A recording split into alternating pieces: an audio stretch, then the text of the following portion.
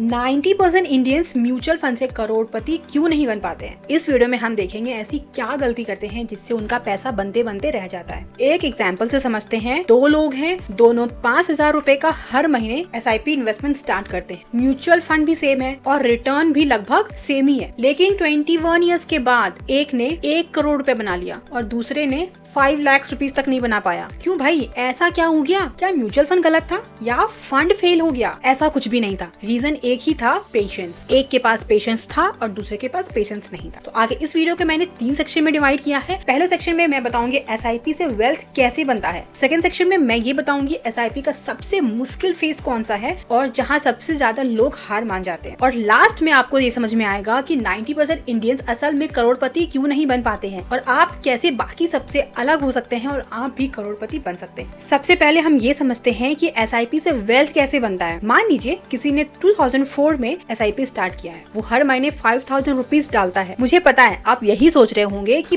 5,000 के SIP से भला 1 करोड़ कैसे बन सकता है। तो यहीं पर एक ट्रिक है। उसने क्या किया, उसने बस अपना SIP बंद नहीं किया। मार्केट गिरा, पोर्टफोलियो भी डाउन हुआ, लेकिन उसका SIP चलता रहा। और दूसरा काम उसने ये किया कि हर साल उसने अपने SIP को 10% से स्टेप अप किया। इसे हम स्टेप अप SIP कहते हैं। 1 ईयर में SIP पर मंथ हम डालेंगे 5,000 और टोटल जो एनुअल इन्वेस्टमेंट होता है वो है 60,000 का। फिर सेकेंड ईयर में 10% का हम स्टेप अप करते हैं SIP को। उसके बाद हमारा SIP अमाउंट हो जाता है 5,500 एंड इन्वेस्टमेंट अमाउंट होता है 66,000। थर्ड ईयर में 10% स्टेप अप के बाद SIP अमाउंट होगा 6,050 रुपीज और एनुअल इन्वेस्टमेंट हो जाएगा 72,600। क्या आपने नोटिस किया, हर साल जब आपका इनकम इंक्रीज होता है तो आपका इन्वेस्टमेंट भी इंक्रीज हो जाता है। जब आपका सैलरी बढ़ता है तो खर्चे भी बढ़ते हैं, तो क्यों ना इन्वेस्टमेंट को भी बढ़ा लिया जाए। इस बंदे ने अपने SIP को बस 2-3 साल के लिए स्टेप अप नहीं किया, लगातार 21 साल तक वो स्टेप अप करता रहा। मार्केट इधर से उधर हो जाए, SIP किसी भी हाल में उसने बंद नहीं किया। तभी कोई मैजिक हो सकता है। ऐसा नहीं होता है कि किसी के पास मैजिकल फंड होता है जिसमें आप जादू की छड़ी घुमाओगे और पैसा बनने लगेगा। पैसा कंपाउंडिंग से बनता है। तो हर महीने 5,000 का SIP करने के बाद अगर एवरेज 12% का रिटर्न भी मिलता है तो 21 ईयर्स के बाद 1.08 करोड़ रुपीस बनता है। अब आते हैं सेकंड पार्ट में। ध्यान से देखिएगा इस ग्राफ को, आपको बहुत ही इंटरेस्टिंग चीज देखने को मिलेगा। फर्स्ट लुक में आपको बहुत स्ट्रेंज लगेगा।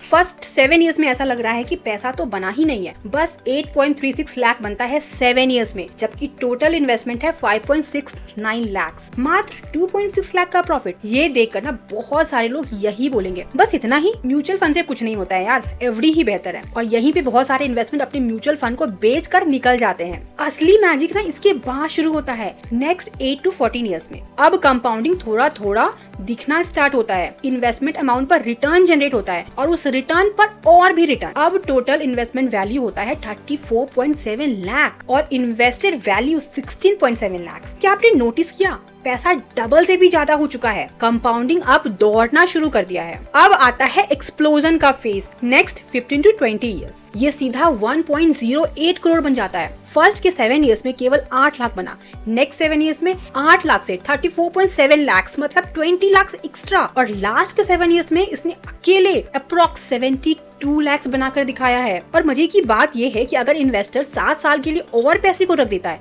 तो इस 7 साल में उसका पैसा बनता है 3 करोड़। पहला 1 करोड़ बनने में 21 साल लग गए और अगला 7 साल में अप्रॉक्स 2 करोड़। ये है कंपाउंडिंग का खेल। इसलिए अल्बर्ट आइंस्टीन ने बोला है, compounding is the 8th wonder of the world. Unfortunately ज्यादातर इंडियंस इस स्टेज पर पहुंच ही नहीं पाते हैं, क्योंकि कंपाउंडिंग दिखने से पहले ही वो गेम से ही निकल जाते हैं। रिसर्च ने बार बार बताया है कि मेजॉरिटी जो रिटेल इन्वेस्टर्स होते हैं वो कुछ सालों में ही अपने SIP को बंद कर देते हैं, स्पेशली तब जब मार्केट में करेक्शन फेज चल रहा होता है। कुछ परसेंटेज इन्वेस्टर्स ही होते हैं जो लंबे समय तक बने रहते हैं। पर ऐसा होता क्यों है? क्योंकि ये एक ह्यूमन साइकोलॉजी है। जब मार्केट 20% गिरता है ना, तब लोग डर जाते हैं। न्यूज चैनल्स बार बार मार्केट क्रैश दिखाते हैं। कोई जान पहचान वाले बोल देते हैं कि यार देखा, मैंने बोला था कि म्यूचुअल फंड बहुत रिस्की होता है। ऐसे में लोग अपने SIP को बंद कर देते हैं। कुछ लोग तो पूरा पैसा निकाल लेते हैं और जब मार्केट रिकवर करता है तब वो फिर से हायर प्राइस देकर इन्वेस्ट करते हैं और ये साइकिल बार बार रिपीट होता है। तो लोग यहाँ पर पैसा इसीलिए नहीं गवा देते हैं कि म्यूचुअल फंड बेकार है या SIP बेकार है, बल्कि इसलिए क्योंकि उनका इमोशंस उनके डिसिप्लिन पर हावी हो जाता है। ये बात आप याद रखिएगा, कंपाउंडिंग का एक ही दुश्मन है